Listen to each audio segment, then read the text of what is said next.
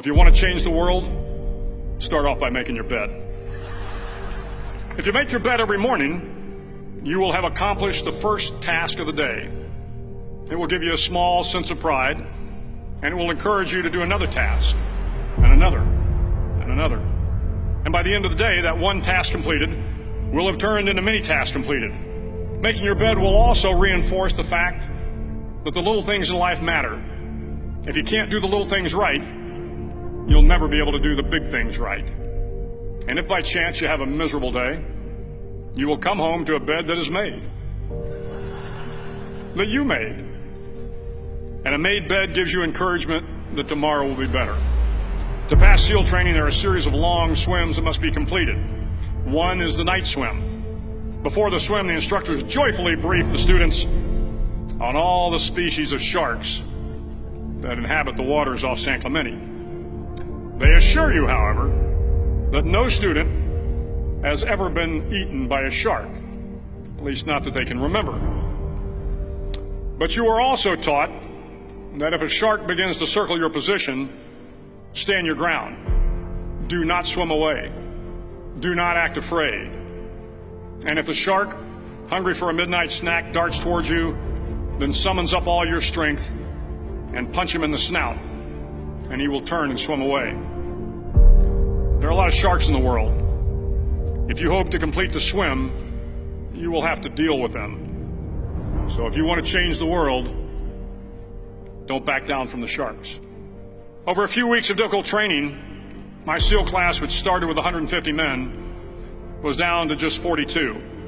There were now 6 boat crews of 7 men each. I was in the boat with the tall guys, but the best boat crew we had was made up of the little guys, the Munchkin crew, we called them. No one was over 5'5". The Munchkin boat crew had 1 American Indian, 1 African American, 1 Polish American, 1 Greek American, 1 Italian American, and 2 tough kids from the Midwest. They out-paddled, outran, and outswam all the other boat crews. The big men in the other boat crews would always make good-natured fun of the tiny little flippers the Munchkins put on their tiny little feet prior to every swim. But somehow these little guys from every corner of the nation and the world always had the last laugh, swimming faster than everyone and reaching the shore long before the rest of us. SEAL training was a great equalizer. Nothing mattered but your will to succeed, not your color, not your ethnic background, not your education, not your social status.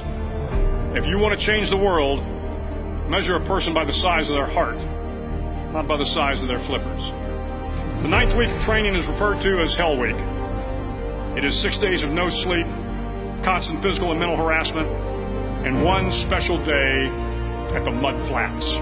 The Mud Flats are an area between San Diego and Tijuana where the water runs off and creates the Tijuana Sloughs, a swampy patch of terrain where the mud will engulf you. It is on Wednesday of Hell Week that you paddle down to the Mud Flats and spend the next 15 hours trying to survive this freezing cold, the howling wind, and the incessant pressure to quit from the instructors. As the sun began to set that Wednesday evening, my training class, having committed some egregious infraction to rules, was ordered into the mud. The mud consumed each man till there was nothing visible but our heads. The instructors told us we could leave the mud if only 5 men would quit. Only 5 men, just 5 men, and we could get out of the oppressive cold. Looking around the mud flat, it was apparent that some students were about to give up. It was still over 8 hours till the sun came up. 8 more hours of bone-chilling cold. The chattering teeth and the shivering moans of the trainees were so loud, it was hard to hear anything. And then one voice began to echo through the night. One voice raised in song. The song was terribly out of tune, but sung with great enthusiasm.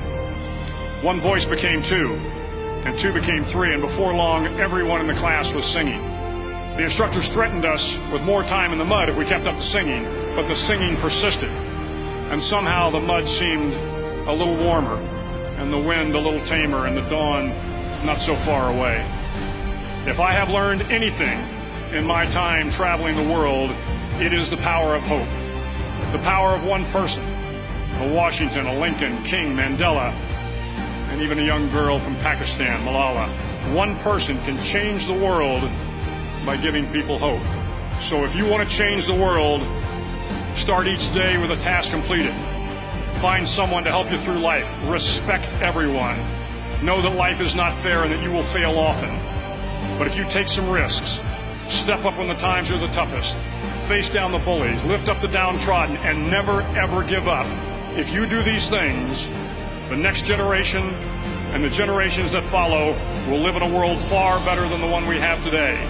And what started here will indeed have changed the world for the better.